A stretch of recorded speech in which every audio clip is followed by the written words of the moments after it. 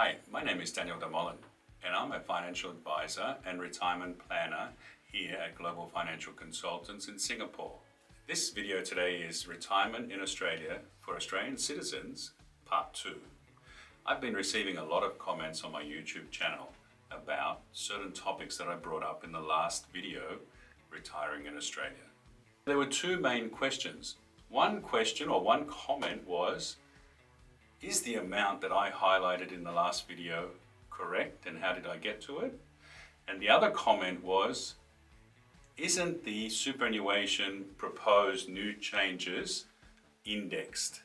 Okay, let's start with the first group of comments.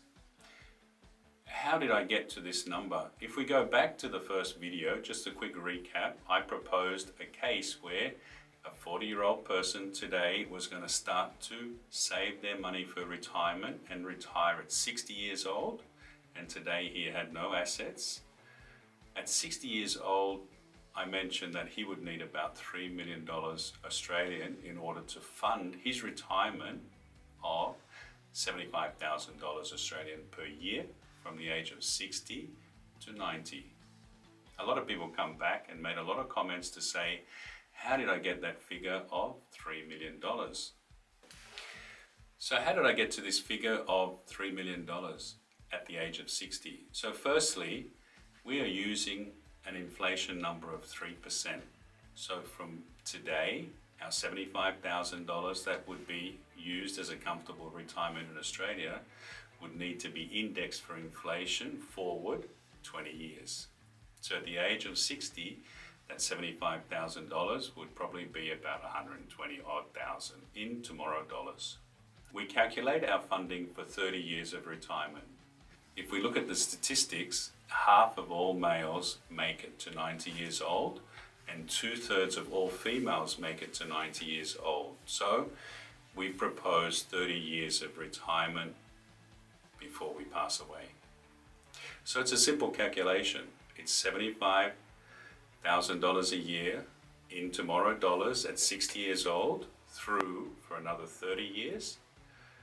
Generally, if we take that number, which is $3 million in 2045 numbers, and we work that back, to save that amount of money for your retirement, you need to be putting aside about $79,000 per year.